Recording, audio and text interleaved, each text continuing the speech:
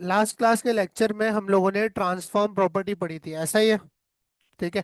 Transform property में हमने देखा था कि किस तरह से मैं किसी भी एलिमेंट को ट्रांसफॉर्म के फंक्शन यूज करके और उस पर सूडो क्लासेस को अप्लाई करके उस पर एक एनिमेशन इफेक्ट डाल सकता हूँ। लेकिन ट्रांसफॉर्म के अंदर एनिमेट जब होता था जब कोई ना कोई सूडो क्लास आती है, जैसे फोकस लगा दिया, कोई होवर लगा दिया। अदरवाइज वो डायरेक्टली ट्रांसफॉर्म होती है।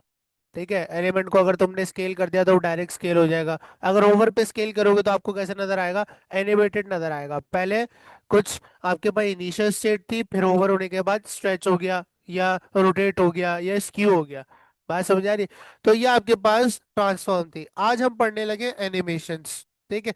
एनिमेशंस अलाउ करते हैं आपको कि आप एलिमेंट्स के बीच ट्रांजिशन कर सको या उन्हें एनिमेट कर सको एक अच्छे इफेक्ट के साथ।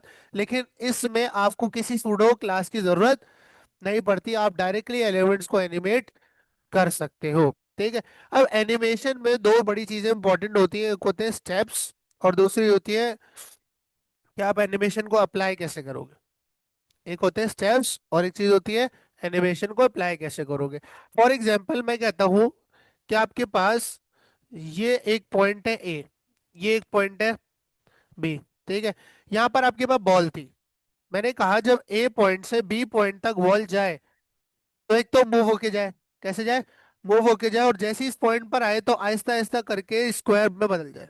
किस में बदल जाए? स्क्वायर में बदल जाए। तो ये मैंने क्या किया, ये मैंने एनिमेट किया एक बॉल को कि वो जब जाए तो इस पॉइंट से लेके इस पॉइंट तक जाए, और बीच में ही इसका जो बॉर्डर रेडियस है वो आहिस्ता आहिस्ता कम होते होते स्क्वायर बन जाए।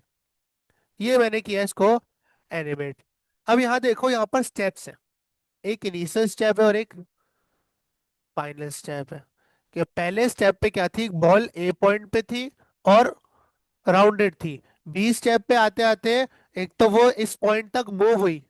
अब यहाँ ट्रांसलेट एक्स कह सकता हूं मैं, कि ट्रांसलेट एक्स हुई है, कि मूव हुई है। ठीक है। और उसका बॉर्डर रेडियस भी क्या हो गया? जीरो हो गया। तो ये स्टेप्स है। सबसे पहले हम ना एनिमेशन जो हमें बनानी है उसके स्टेप्स डिफाइन करते हैं कि पहले स्टेप पे एनिमेशन क्या होगी, दूसरे पे क्या होगी, तीसरे पे क्या होगी, और जब आखिर में जब अपने फाइनल डेस्टिनेशन तक एंड होने लगेगी एनिमेशन तो उस वक्त उसकी स्टेट क्या होगी। बात समझ आ रही है? ठीक है। तो ये हमने खुद डिफाइन करना होता है। अब थोड़ा सा हम लोग नोट्स वगैरह को भी देख लेते हैं। CSS animation allow elements to smoothly transition between styles. के स्टाइलिंग है भाई, एक स्टाइलिंग जैसे थी कि एक बॉल थी राउंडेड थी, फिर एक स्टाइलिंग हुआ एक बॉल थी वो स्क्वायर में बदल गई। Using animations we can move objects, change colours and create interactive effects without using JavaScript. मैं बहुत स्मूथ इफेक्ट्स भी क्रिएट कर सकता हूँ। The key component of CSS animations are at the rate keyframes and animation properties. अब ये दोनों चीजें क्या है, मैंने आपको यहाँ दो चीजें बताई। एक, आप एनिमेशन का स्टेप डिफाइन करते हो, और दूसरा उस एनिमेशन को किसी न किसी HTML एलिमेंट पर अप्लाई भी करोगे। ठीक है। स्टेप्स आपके पास डिफाइन किए जाते हैं एट द रेट की फ्रेम्स की मदद से, अब इसको भी डिसाइड करते हैं। और अप्लाई किए जाते हैं एनिमेशन प्रॉपर्टीज की मदद से। किससे? ठीक है, ये भी हम डिस्कवर करेंगे सर। अच्छा, understanding keyframes at the rate keyframe is use to define the animation steps. बात समझ आ रही? अब देखो, इसकी मिसाल ऐसे है कि अब देखो मैंने एक स्टेप एज्यूम किया, मैंने एक स्टेप्स बना लिए कि भाई एक बॉल होगी राउंडेड और दूसरे पॉइंट पे क्या हो जाएगी? स्क्वायर हो जाएगी। ठीक है, ये स्टेप है कि एक बॉल थी उसकी बॉर्डर रेडियस क्या होगा? 50% होगा, और फाइनल डेस्टिनेशन पे जीरो हो जाएगा। लेकिन ये जो स्टेप्स है इनको किसी ना किसी HTML एलिमेंट पर अप्लाई करूंगा जब भी तो नजर आएंगे। पहले मैं क्या करूंगा, एक डिव बनाऊंगा, उस डिव को एक हाइट विड्थ दूंगा, और फिर बॉर्डर रेडियस क्या दे दूंगा? 50%, जिससे वो गोल नजर आएगी। फिर उस पर जो स्टेप्स डिफाइन किए मैंने कि पहले स्टेप पर एनिमेशन क्या होगी, दूसरे, वो उस डिव पर अप्लाई कर दूंगा। क्या कर दूंगा? अप्लाई। तो पहले एनिमेशन के स्टेप्स डिफाइन करते हैं यूजिंग की फ्रेम्स, और फिर उसे अप्लाई करते हैं किसी न किसी HTML एलिमेंट पर जिस पर वो स्टेप्स एनिमेट होने चाहिए। बात समझ आ रही है? ठीक है। तो आपके पास एट द रेट की फ्रेम्स जो है ना वो आपको हेल्प आउट करते हैं एनिमेशन के स्टेप्स डिफाइन करने में। ये अप्लाई नहीं करते किसी एलिमेंट पर, ये बस क्या करते हैं, बेसिकली रूल्स डिफाइन कर सकते हो कि भाई जो एनिमेशन आप बना रहे हो पहले पॉइंट पर क्या होगी और फाइनल पॉइंट पर क्या होगी। ठीक है। It specifies how an element should look at the different points of the animation. ठीक है, बस ये इतना बताता है कि भाई जो एनिमेशन बना रहे हो पहले पॉइंट पर क्या होगी, दूसरे पर क्या होगी, तीसरे पर क्या होगी, चौथे पर या फाइनल पे क्या होगी। फिर आप इसको अप्लाई करते हो यूजिंग एनिमेशन प्रॉपर्टीज, जो हम अभी आगे चल के एक्सप्लोर करेंगे। ठीक है। अच्छा, ये जो एट द रेट का सिंबल है ना, अभी आप बहुत ज्यादा देखने वाले हो, तो एट द रेट से मुराद होता है आपके पास सीएसएस में रूल सेट। क्या कहते हैं? Rule set. Basically eight the rate वाली जितनी भी कीवर्ड्स आपको नजर आएंगे सीएसएस में, ये रूल्स डिफाइन करने के लिए यूज किए जाते हैं। तो keyframes are the rules for the animation steps. Keyframes किस लिए यूज करते हैं हम? एनिमेशन के रूल्स या स्टेप्स डिफाइन करने के लिए यूज किए जाते हैं, इसलिए इसके साथ एट द रेट लग रहा होता है। बात समझ आ गई? ठीक है। अच्छा, अब देखो इन्होंने इनकी वाली एग्जांपल लेके चलते हैं सर। इन्होंने क्या किया है? एनिमेशन स्टेप्स डिफाइन करने के लिए क्या करते हैं? एट द रेट की फ्रेम्स लगाते हैं, सबसे पहले क्या लगाते हैं? ठीक है, उसके बाद फिर हम रखते हैं एनिमेशन का नाम। क्या रखते हैं? एनिमेशन का नाम। और उसके बाद हम लोग कर्ली ब्रैकेट्स ओपन क्लोज करते हैं। कर्ली ब्रैकेट्स ओपन क्लोज करने के बाद अब आप इसके बीच में डिफाइन करते हो स्टेप्स। अब यहाँ देखो आपको दो प्रॉपर्टी नजर आ रही है, फ्रॉम एंड टू। फ्रॉम यानी कहाँ से, और टू यानी कहाँ तक। बात समझ आ रही? तो उसने क्या किया, फ्रॉम ओपेसिटी 0 टू ओपेसिटी 1। यानी कि ये वाली अगर एनिमेशन में किसी डिव वगैरह पर लगाओ तो वो पहले नजर नहीं आएगी, और थोड़ी देर बाद वो नजर मुझे आने लगेगी। ये फेड इफेक्ट कहलाता है। क्या कहलाता है? एक चीज नजर नहीं आ रही थी, वो हल्की हल्की हल्की नजर आने लगी, ये फेड इफेक्ट कहलाता है। अगर किसी ने वीडियो एडिटिंग की हो, नहीं की, फेड इफेक्ट एज्यूम कर सकते हो। एक चीज बिल्कुल नजर नहीं आ रही है हर बार, ठीक है, और वो आहिस्ता आहिस्ता आहिस्ता आहिस्ता उसकी ओपेसिटी बढ़ने लगी और पूरी आपको नजर आने लगी है डार्क। ये कहलाता है फेड इफेक्ट। ये बेसिकली ये हो रहा है। ओपेसिटी कहते हैं हम लोग ट्रांसपेरेंसी को। किसे कहते हैं? ठीक है। अगर आप किसी चीज की ओपेसिटी सीएसएस में 0 कर दोगे ना, वो चीज बिल्कुल ही आपको नजर आना बंद हो जाएगी। वो एग्जिस्ट वहीं पे करेगी, होगी वही, मौजूद वही होगी, लेकिन नजर आना बंद हो जाएगी। लेकिन ओपेसिटी 1 जैसी करोगे तो वो आपको नजर आना शुरू हो जाएगी।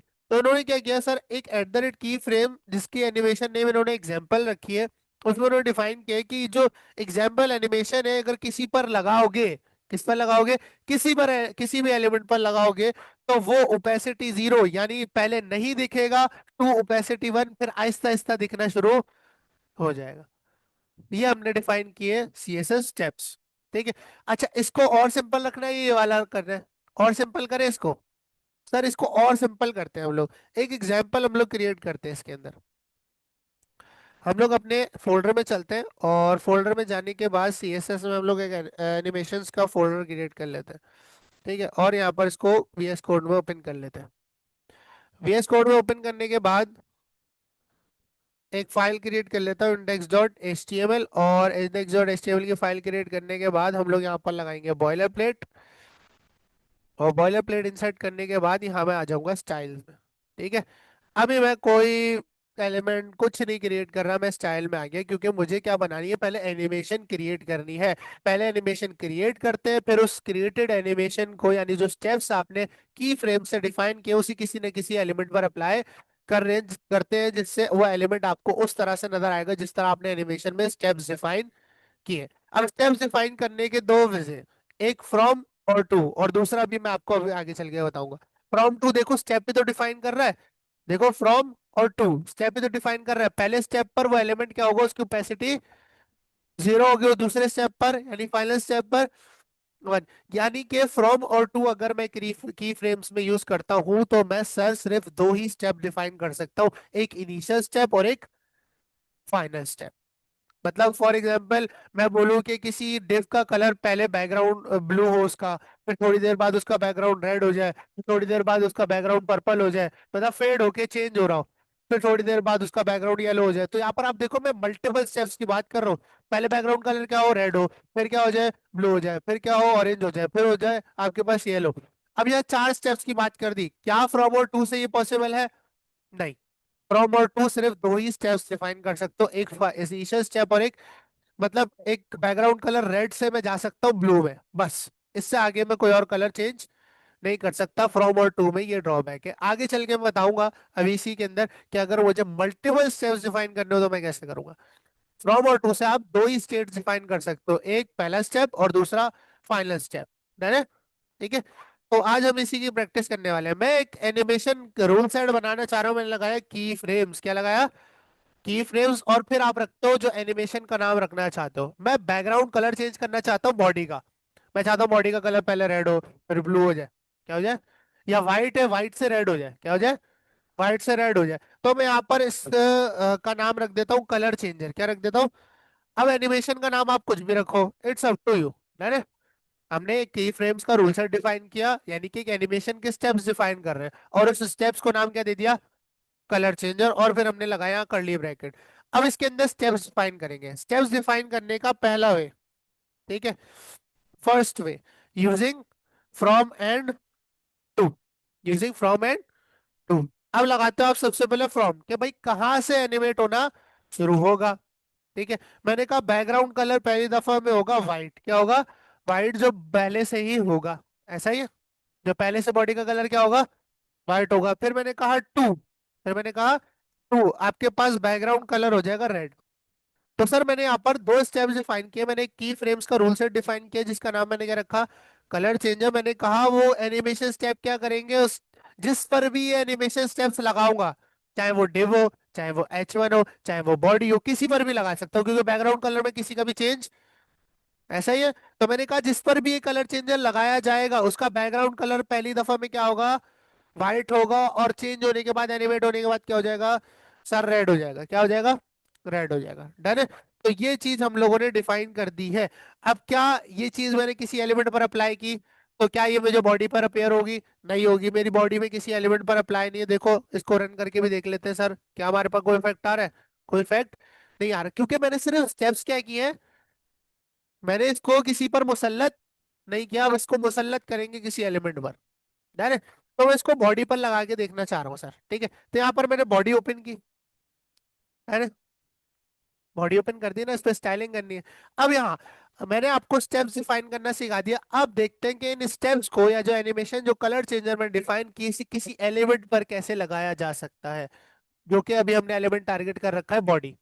अब आप इसको किसी पर भी लगा सकते हो, लेकिन हमने कौन सा टारगेट किया हुआ है?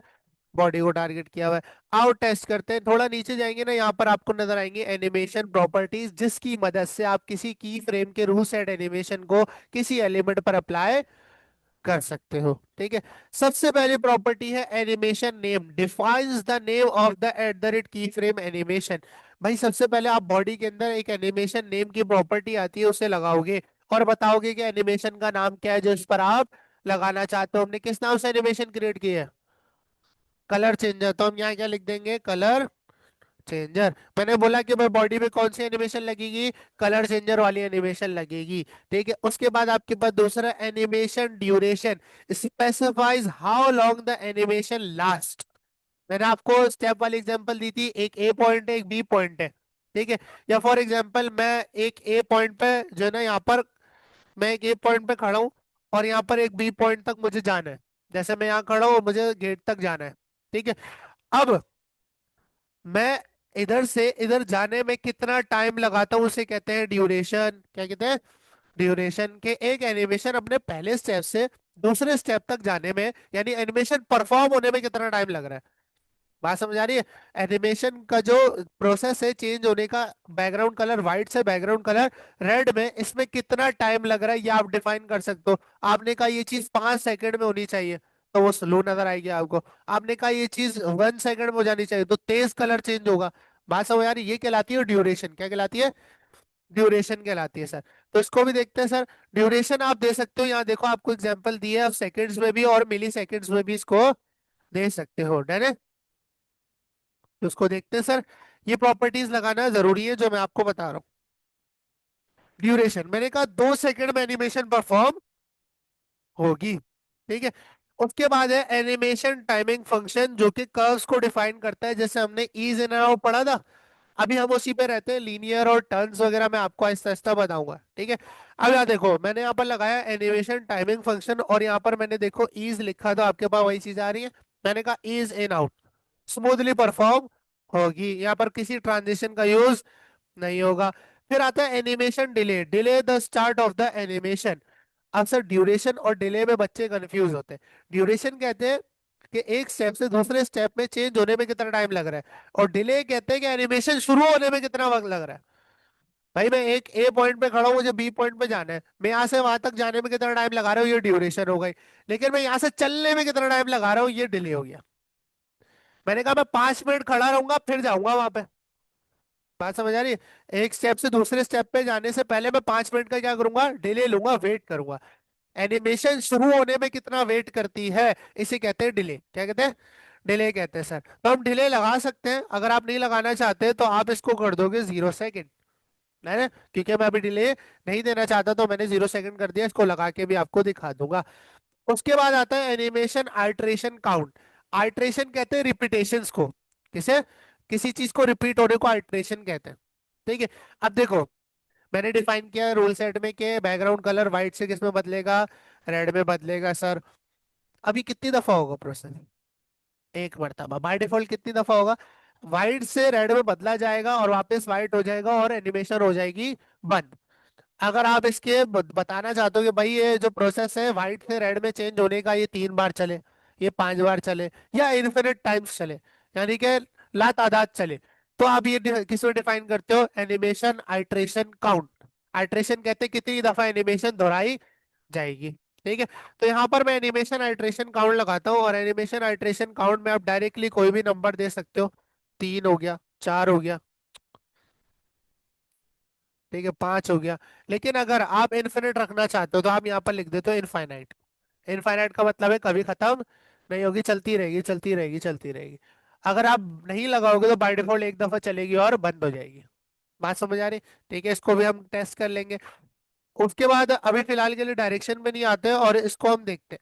ठीक है, चलाकर कि आपके पास क्या बॉडी पर एनिमेशन अप्लाई हुई, या हमने रिफ्रेश किया, देखो आपके पास व्हाइट से कलर चेंज हुआ रेड के अंदर, और ये इन्फिनिट टाइम्स चलता ही रहेगा। ठीक है। अब मैंने एनिमेशन डिले लगाया था 0 सेकंड का, यहाँ मैं लगाता हूँ 5 सेकंड का। यहाँ के मैं रिफ्रेश करता हूँ, देखो अब ये 5 सेकंड वेट करेगा फिर एनिमेशन स्टार्ट होगी, देखना। देख रहे हो? डिले यानी कि एनिमेशन स्टार्ट होने में कितना वक्त लगा रही है, और ड्यूरेशन यानी एनिमेशन कितनी देर में परफॉर्म हो रही है। बात समझ आ रही? इस तरह से आप एनिमेशंस को डिफाइन कर रहे होते हो, है ना? ठीक है। अब यहाँ पर आपको बेशुमार इंटरनेट के ऊपर एनिमेशंस मिल जाएंगे, लोडर के एनिमेशन, टाइपराइटर के एनिमेशन एंड सो ऑन। लेकिन उससे पहले दो तीन चीजें जो हमने छोड़ी हैं उनको हम देख लेते हैं। अब सर आपने कहा कि फ्रॉम और टू की मदद से मैं सिर्फ दो ही स्टेप्स डिफाइन कर सकता हूँ, लेकिन अगर मुझे ज्यादा स्टेप्स डिफाइन करने हैं तो यहाँ पर मैं परसेंटेजेस का यूज करता हूँ। किसका यूज करता हूँ? Using percentage in keyframes instead of from और to, we can use percentage to define multiple steps in a animation. अब देखो इसने क्या किया, एक बाउंस नाम की एनिमेशन बनाई है, उसमें 0% पे, 50% पे क्या होगी, 20। अब इसके टुकड़े आप अपनी मर्जी से बना लो। आपने कहा 0, 25, 50, 75, 100। 0, 20, 60, 40 जितना बनाना चाहो, 10-10 का, एक एक का भी बना सकते हो। 1%, 2%, 3%। लेकिन जितना कम बनाओगे उतने ज्यादा चेंजेस होंगे, उतने ज्यादा डिलेज आपको देखने को मिलेंगे। तो मतलब कि हद मार के आप 4 का बनाओ काफी होता है। 0, 25, 50, 75 और 100। अब यहाँ देखो आप मल्टीपल स्टेप्स दे पाओगे, लेकिन फ्रॉम और टू से आप नहीं दे सकते। तो अब आप परसेंटेज का यूज करके देखना, इसमें डिफरेंट कलर्स अप्लाई करके देखते हैं। फ्रॉम और टू आता है, मैंने कहा 0%। 0% का मतलब है इनिशियल स्टेट। इनिशियल स्टेट जो है उसको वही रहने दो, बैकग्राउंड कलर व्हाइट रहने दो। क्या रहने दो? व्हाइट रहने दो। 25% पे आओ तो बैकग्राउंड कलर कर दो ब्लू। क्या कर दो? ब्लू। ठीक है। 50% पे आओ तो बैकग्राउंड कलर आप कर दो रेड कर दो। ठीक है। फिर 75%, मैंने 25 का गैप रखा है। अब आप जितने मर्जी गैप रखना चाहो आप रख सकते हो, इसमें कोई रिस्ट्रिक्शन नहीं है। ऐसा भी नहीं है कि आपको कोई फिक्स गैप रखना है कि 25 रखा तो 50 ही रखोगे, नहीं। 25 के बाद 30 रख दो, 30 के बाद सीधा 75 रख दो। ये आपके ऊपर डिपेंड करता है। बात समझ आ रही है? ठीक है। अब 75 के बाद मैंने यहाँ पर बैकग्राउंड कलर कर दिया पर्पल। ठीक है। उसके बाद 100 पे वापस से बैकग्राउंड कलर मैंने क्या कर दिया, व्हाइट कर दिया। क्योंकि 100 पे जब फाइनल पहुंचेगा तो वापस से क्या हो जाए, व्हाइट हो जाए, फिर ये प्रोसेस रिपीट होता रहे। आओ टेस्ट करते हैं, रिफ्रेश करते हैं। अच्छा, डिले हटा देते हैं यहाँ पर, ताकि हम डायरेक्टली देख सकें, वेट करना ना पड़े हमें। टेस्ट करते हैं, देखो। देख रहे हो आप, हमने मल्टीपल स्टेप्स डिफाइन की यूजिंग परसेंटेज। स्टेप्स दो ही तरीकों से डिफाइन किए जा सकते हैं, फ्रॉम और टू से, और या फिर परसेंटेजेस से।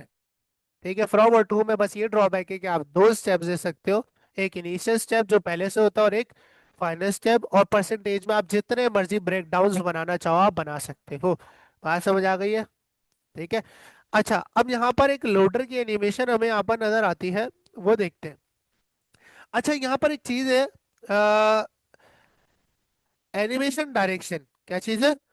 Animation direction controls whether animation runs forwards, backwards और ऑल्टरनेट्स। अभी आपकी जो एनिमेशन चल रही है फॉरवर्ड चल रही है, यानी कि पहले से दूसरे पे फिर तीसरे पे। अगर मैं बोलूँ ये उल्टी चले तो इसकी डायरेक्शन क्या हो जाएगी? बैकवर्ड्स। क्या हो जाएगी?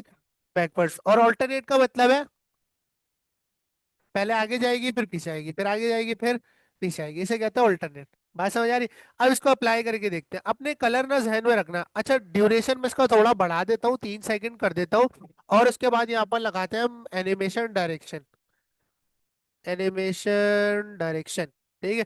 एनिमेशन डायरेक्शन में आप देखो आपके पास फॉरवर्ड्स आपके पास बाय डिफॉल्ट है। ठीक है। यहाँ पर हम लगा देते हैं बैकवर्ड्स। क्या लगा देते हैं? बैकवर्ड्स। अब आपके पास पर्पल पहले आना चाहिए, लेट्स सी। आपके पास पर्पल पहले नहीं आ रहा, ऑल्टरनेट पे आएगा। अब ऑल्टरनेट पे देखते हैं क्या होता है, ब्लू रेड पर्पल, और अब देखो पर्पल रेड ब्लू। ऑल्टरनेट में देखो उल्टा हो रहा है। ठीक है, और बैकवर्ड्स और फॉरवर्ड में आपके पास बैकवर्ड्स और फॉरवर्ड चलेगी। अच्छा, अब यहाँ पर ये चीज हो चुकी है कंप्लीट। इन्होंने एक एग्जांपल भी दी थी कि कलर चेंजर और मूव भी हो रहा है ये बॉक्स। तो हम यहाँ पर देखते हैं लोडर के एनिमेशन हम कैसे बना सकते हैं। ठीक है, एक काम करते हैं, पहले लोडर्स खुद से क्रिएट करते हैं। यहाँ पर मैंने लोडिंग डॉट एच की एक फाइल बना लेता हूँ। ठीक है, स्पिनर देखा ना सबने, जो गोल घूमता है स्पिनर, वो बना रहा हूँ मैं। ठीक है, तो यहाँ पर हम क्या करते हैं, सबसे पहले एक डिव बना लेते हैं जिसको मैं कह देता हूँ लोडर। क्या कह देता हूँ? लोडर नाम का मैंने एक डिव बना दिया सर। ठीक है, इसको अब स्टाइल करेंगे। हम स्टाइलिंग के अंदर गए, स्टाइलिंग में जाने के बाद डॉट लोडर को किया मैंने टारगेट, और टारगेट करने के बाद इसकी हाइट मैंने कर दी 100 पिक्सल, इसकी विड्थ भी मैंने कर दी 100 पिक्सल। ठीक है, उसको एक बैकग्राउंड कलर मैंने दे दिया ब्लैक। ठीक है, इसके साथ साथ बॉडी को मैंने टारगेट किया, और बॉडी को टारगेट करने के बाद मैंने उसका जो मार्जिन है वो क्या कर दिया, 0 कर दिया। मार्जिन 0 के साथ साथ मैंने उसको दे दिया हाइट 100 VH। कितनी दे दी? 100 VH। और उसको दे दिया display flex justify content centre और अलाइन आइटम सेंटर। क्यों? ताकि जो लोडर है वो कहाँ आ जाए, पेज के सेंटर में आ जाए। ठीक है, ये करने के बाद इस फाइल को रन करते हैं तो आपके सामने एक ब्लैक बॉक्स आएगा जो कि बिल्कुल पेज के सेंटर में आ रहा होगा। ठीक है, अब यहाँ पर इसको देंगे बॉर्डर रेडियस। बॉर्डर रेडियस में इसको दे देता हूँ 50% का। ठीक है, 50% का बॉर्डर रेडियस देने के बाद आपके पास, अच्छा हमने बॉर्डर दे दिया, बॉर्डर रेडियस। ठीक है, तो आपके पास ये हो चुका है सर्कुलर। ठीक है, अब यहाँ पर मैं क्या करूंगा, बॉर्डर रेडियस नहीं दे रहा मैं इसको, बॉर्डर रेडियस अभी फिलहाल के लिए नहीं दे रहा। तो आपके पास कुछ इस तरह से बॉक्स नजर आ रहा है। ठीक है, अब इस ब्लैक वाले को मैं यहाँ से रिमूव कर देता हूँ, बैकग्राउंड कलर। और यहाँ पर मैं देता हूँ इसको बॉर्डर टॉप। क्या देता हूँ? बॉर्डर टॉप में इसको देता हूँ 10 पिक्सल सॉलिड ब्लैक का। इसका 10 पिक्सल सॉलिड ब्लैक का। तो आपके पास देखो इस तरह से बॉर्डर टॉप लग गया। बॉक्स में सिर्फ बॉर्डर टॉप का लगेगा टॉप पर, बाकी के चार हिस्से खाली है। ठीक है, अब इसको देता हूँ बॉर्डर रेडियस 50%। कितना दे दिया? तो आपके पास देखना ये बेंड हो जाएगा। बेंड हो गया। ठीक है, अब इसको घुमाना है सर गोल। कैसे घुमाना है? सर इसको गोल घुमाना है, कैसे घुमाएंगे?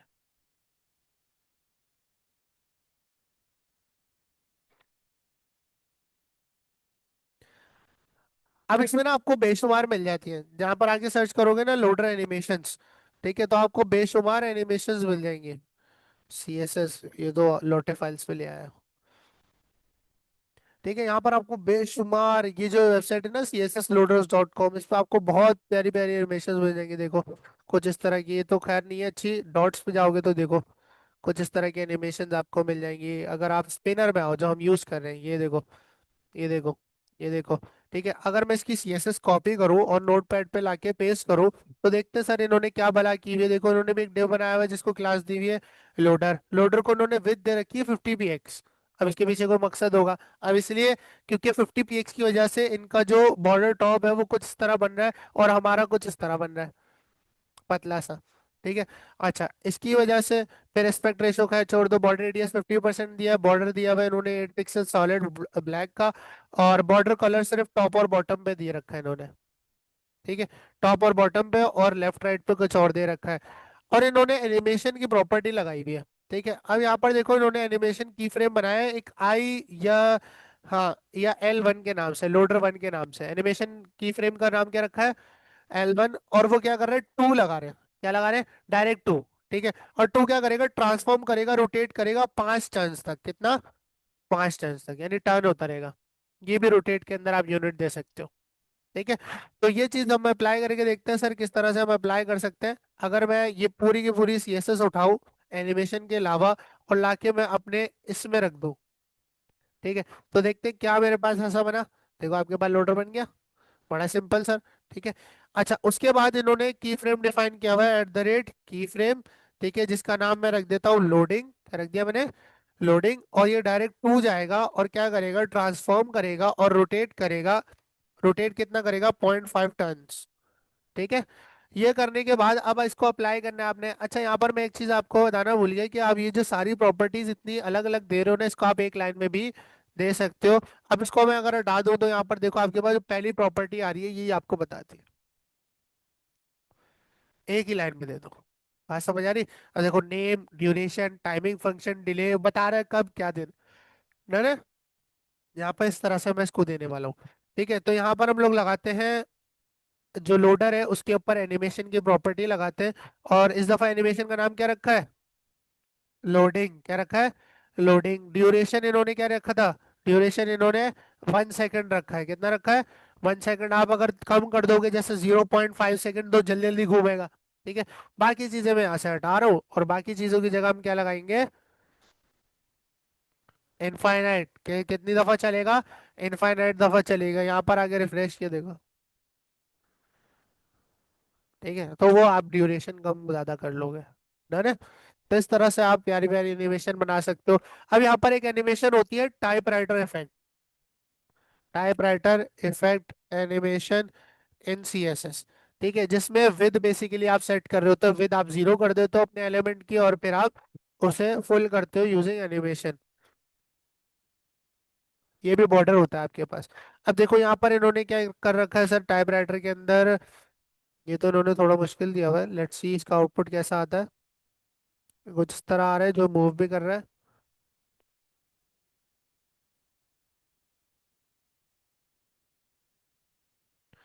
नहीं, इन्होंने जावास्क्रिप्ट भी यूज की हुई है, यूजिंग ओनली CSS।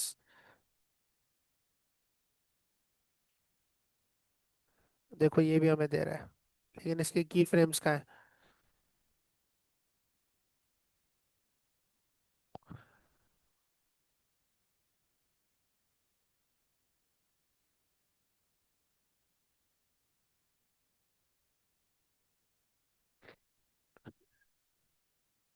HTML में इन्होंने क्या डिफाइन किया हुआ है, एक H1 लगाया हुआ है जिसमें क्या लिखा हुआ है, गीक्स फॉर गीक्स। अब इनकी CSS पढ़ने की कोशिश करते हैं सर।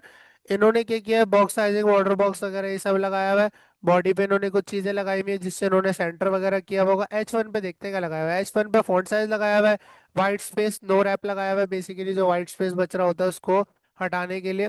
ठीक है, और ओवरफ्लो हिडन लगाया हुआ है इन्होंने। एनिमेशन लगाई हुई है टाइपराइटर की जो 2 सेकंड तक चलेगी, और उसके स्टेप्स है 13। अब 13 स्टेप्स क्यों है, क्योंकि इसमें 13 लेटर्स होंगे। देखो, 1 2 3 4 5 6 7 8 9 10 11 12 13, इसलिए हम स्टेप्स कितने दिए इन्होंने, 13। और इनफाइनाइट चलेगा और ऑल्टरनेट चलेगा, यानी पहले खुलेगा फिर बंद होगा। बात समझ आ रही है? पहले कर्सर पीछे जाएगा, सॉरी आगे जाएगा, फिर वापस से क्लोज भी तो करेगा, टाइपराइटर इफेक्ट, अगर सोच के देखो। ठीक है, उसके बाद ब्लिंकर भी इन्होंने अलग से बनाया हुआ है। ठीक है, तो इस चीज को अगर मैं कॉपी करूँ, और कॉपी करने के बाद मैं अपने इसके अंदर रख दूँ, चेक करते हैं सर क्या हमें एरर मिल रहा है, कोई एरर मिल रहा है, एरर क्या आ रहा है सर। अच्छा, इन्होंने यहाँ पर यूनिवर्सल नहीं लगाया हुआ है। ठीक है, तो ये करने के बाद यहाँ रिफ्रेश करा तो आप देख सकते हो आपके पास गीक्स फॉर गीक्स का टाइपराइटर इफेक्ट बन चुका है। अब यहाँ पर देखो, अगर आके मैं यहाँ लिखूँ तैयब, क्या लिखो, तैयब लिखो। ठीक है, अब तैयब में कितने लेटर्स हैं, 6। कितने लेटर्स हैं, 6। तो स्टेप्स भी कितने होंगे, सात छः होंगे, ठीक है। और जो ब्लिंकर है, जो आपका बॉर्डर है, उसके भी कितने होंगे? छः होंगे सर। आओ टेस्ट करते हैं।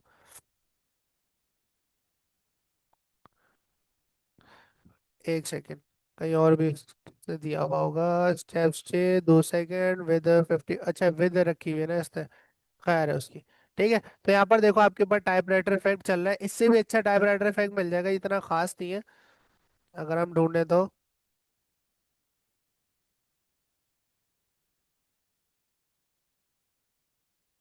देखो ये ज्यादा अच्छा भी लग रहा है।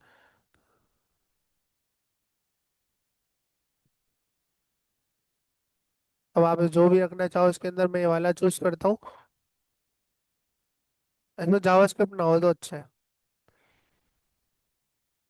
हाँ, इसमें जावास्क्रिप्ट नहीं है। अब इन्होंने वेबकिट्स का भी यूज़ किया हुआ है। मैंने इस बॉयलर प्लेट को किया कॉपी, कॉपी करने के बाद मैंने यहाँ पर लाके इसको रखा, और रखने के बाद मैंने इनकी सीएसएस को किया कॉपी, और सीएसएस कॉपी करने के बाद मैंने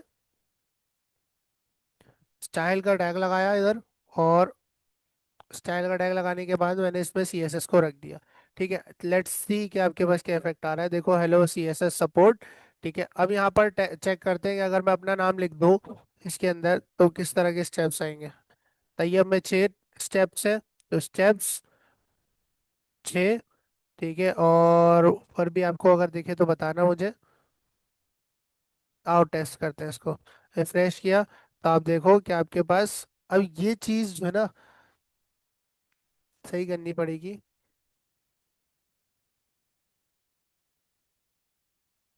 अब इन्होंने विद 2 दफा लगाई हुई है।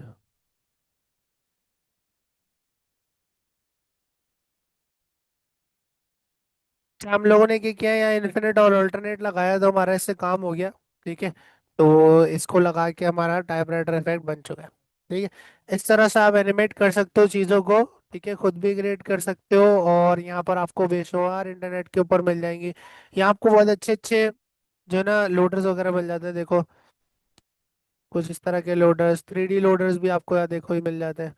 इनको बस आपने कॉपी करना है और पेस्ट करना है। देखो इसको मैं अगर कॉपी करूँ, कौन सा वाला कॉपी करूँ? ये ये मैंने कॉपी किया, कॉपी करने के बाद कंट्रोल A किया, कंट्रोल V कर दिया।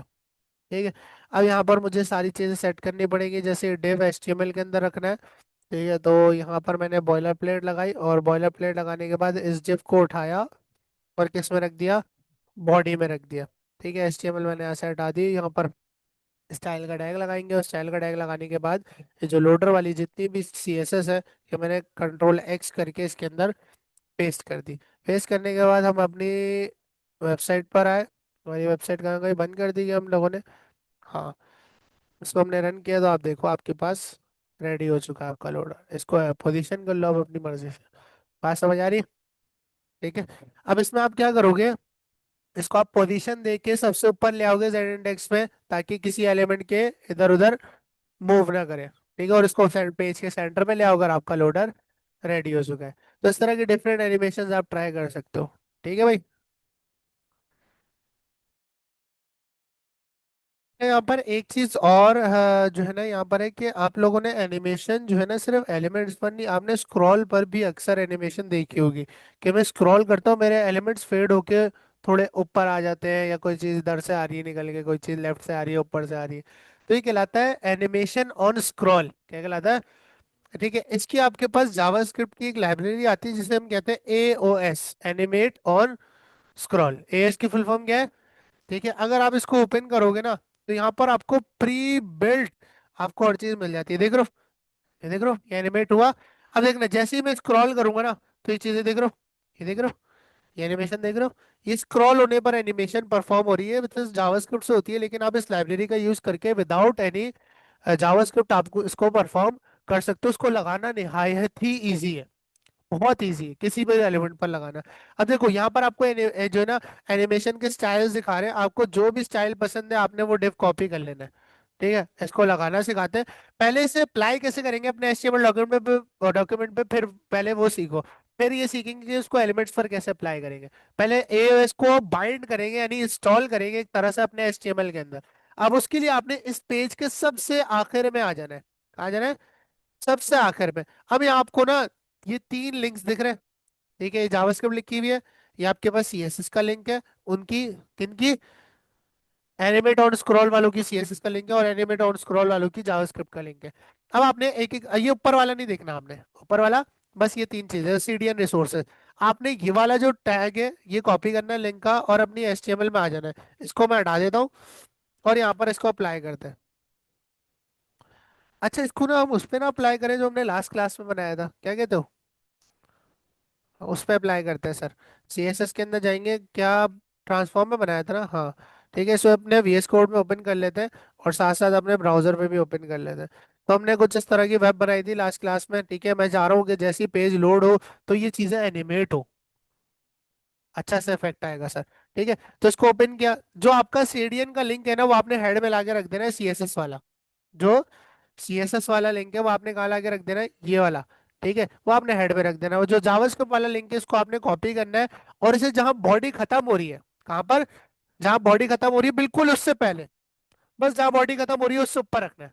सही है सर? ठीक है, दूसरा लिंक भी हमने यहाँ पर रख दिया। दूसरे लिंक के बाद ये जो स्क्रिप्ट लिखी हुई है ना, ये आपने कॉपी करनी है नीचे से। एओएस डॉट इनिट का फंक्शन यहाँ पर इनिशियलाइज हो रही है आपकी, इसको मैंने इस स्क्रिप्ट के नीचे रख देना है बस। इसमें मुझे कोई एडिटिंग करने की जरूरत नहीं है। ये करने के बाद अब आपके जो डिव्स थे ऊपर, ये ये जो स्क्रॉल हो रहे हैं, अब आपको जो एनिमेशन जिस पे लगानी है आपने जस्ट क्या करना है, जैसे आपके पास ये जो फेड अप वाली एनिमेशन है जिसपे ये डिव कैसे आ रहा है, थोड़ा सा जब स्क्रॉल करने पे ही सामने आता है तो ये थोड़ा सा अपलिफ्ट होता है, ऐसा ही। अब इसके अंदर देखो एक डिव लगा हुआ है, डिव हमें पता है, लेकिन इसमें एक एट्रीब्यूट है डेटा एओएस, और इसमें वैल्यू दी गई है फेड अप। अब सब में आपको तकरीबन ये नजर आएगा। अब देखो फेड डाउन के लिए फेड डाउन लिख दोगे, फेड राइट के लिए फेड राइट लिख दोगे। अब आप, मैंने क्या किया, बस ये जो डेटा एओएस फेड अप लिखा है ना इसको मैंने कॉपी किया। क्या किया? कॉपी किया, और कॉपी करने के बाद मैं जिसको एनिमेट करना चाहता हूँ, जैसे फॉर एग्जांपल मैं अपनी जो नाइकी वाली लेगेसी वाली हेडिंग है जो कि ये वाली है, इसे एनिमेट करना चाहता हूँ कि भाई जब ये एनिमेट हो, सॉरी लोड हो स्क्रॉल के ऊपर, तो ये अपलिफ्ट करे। ठीक है, तो मैंने क्या कर देना है, इसके एट्रीब्यूट में इस डेटा एओएस वाले एट्रीब्यूट को पास कर देना फेड अप। बात समझ आई? पहला स्टेप क्या है, वो तीनों लिंक्स आपने रखे, जावास्क्रिप्ट भी रखी उसकी। ठीक है, और फिर आपने ये लगाते जाना है, जिस पर एनिमेट करना है उसका आपने उठा लेना है डेटाबेस, और आपने अप्लाई करते जाना है। ठीक है, और चेक करते हैं, रिफ्रेश करते हैं, हुआ एनिमेट, हुआ एनिमेट। बात समझ आ रही है? ठीक है, तो इस तरह से आप अपने एलिमेंट्स को एनिमेट कर सकते हो। लाइक मैं इसको पहले तो बाहर निकाल लूँ। ठीक है, अच्छा अब मैं थोड़ा सा कोई यूनिक लेके आता हूँ। ये फ्लिप लेफ्ट, क्या लगाते हैं, फ्लिप लेफ्ट, इसको कॉपी किया और इसको लगाते हैं इमेज पे। किस पे लगाएंगे? इमेज हमारी का है ये रही। ठीक है, इसको इमेज पे लगाते हैं, डन है। ठीक है, ये करने के बाद यहाँ पर आए, रिफ्रेश करा, ये हो रही है, लेकिन ये ना बहुत तेज हो रहा है। तो यहाँ पर आपके पास डिले देने का भी ऑप्शन होता है, या मुझे बताएगा अभी, इसमें टाइम देने का ऑप्शन है, ये रहा। ये देख रहे हो, डेटा ओएस, एक तो एनिमेशन का नाम। ठीक है, एनिमेशन नेम के बाद आपके पास डेटा ओएस ड्यूरेशन, ड्यूरेशन का मतलब है कितनी देर में परफॉर्म होगी, और ये मिली सेकेंड में दिया हुआ है। 3000 मिली सेकेंड का मतलब है 3 सेकंड। 3000 मिली सेकेंड का मतलब है, क्योंकि 1000 मिली सेकेंड कितने सेकंड के बराबर होता है, 1 सेकंड के बराबर होता है। तो मैं ये भी यहाँ पर लगा सकता हूँ। ठीक है, क्योंकि ये चीजें बहुत तेज परफॉर्म हो रही हैं, तो इसके लिए मुझे ड्यूरेशन भी इसमें लगानी। ठीक ठीक है, डेटा ओएस तो आपने लगा दिया, लेकिन उसके साथ ड्यूरेशन भी लगा दो, और यहाँ 3 सेकंड लगा दिया। अब चेक करते हैं, देखो कितना स्लो आ रहा है। बात समझ आ रही है? उस पर नहीं लगाया अभी। ठीक है, अब इमेज पर भी लगा देते हैं इसको। अब आप अपनी मर्जी से इसका ड्यूरेशन सेट कर सकते हो, 3 सेकंड, 1.5 सेकंड, 1 सेकंड, आप मिली सेकंड के अंदर परफॉर्म कर रहे हो। या रिफ्रेश करते हैं, देखो अब स्लो हो रही है, अब स्लो हो रही है। पहले बहुत जल्दी हो रही थी तो नजर भी नहीं आ रही थी शायद। बात समझ आ रही? तो ड्यूरेशन का भी आप एट्रीब्यूट इसमें दे सकते हो। अब इसमें आपको जो भी पसंद आए, आप जो भी पसंद आए वो आप अप्लाई कर सकते हो। यहाँ पर आपको बेशुमार दिए गए, डन है। ठीक है, इससे आप बड़े कूल इफेक्ट बना सकते हो। अच्छा, यहाँ पर ना फेड अप वाली दोबारा उठाता हूँ। ठीक है, यही से उठा लेते हैं।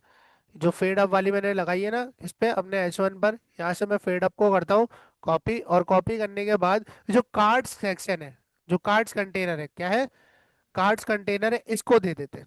पूरे के पूरे कंटेनर को दे दिया, किसको दे दिया, पूरे के पूरे कंटेनर को। यहाँ के रिफ्रेश किया, जैसे स्क्रॉल करूंगा देखो, हुआ, जैसे स्क्रॉल किया देखो आपके पास, देखो ऊपर गया, वापस वापस नीचे आऊंगा, देखो ऊपर आ रहा है। अरे, अरे, ठीक है, 4 कर लो, 4000 कर दो। बात समझ आ रही? आ रहा है, तुम्हें नजर नहीं आ रहा? डर है? तो इस तरह से आप इसको एनिमेट कर सकते हो यूजिंग एनिमेट ऑन स्क्रॉल। और ये जब भी नजर आती है जब स्क्रॉल होता है। क्या होता है? स्क्रॉल होता है। ठीक है। तो इसको अप्लाई करके आप अच्छे से इफेक्ट्स बना सकते हो अपने वेबसाइट के ऊपर। तो ये आपने लाजमी ट्राई करना है। ठीक है।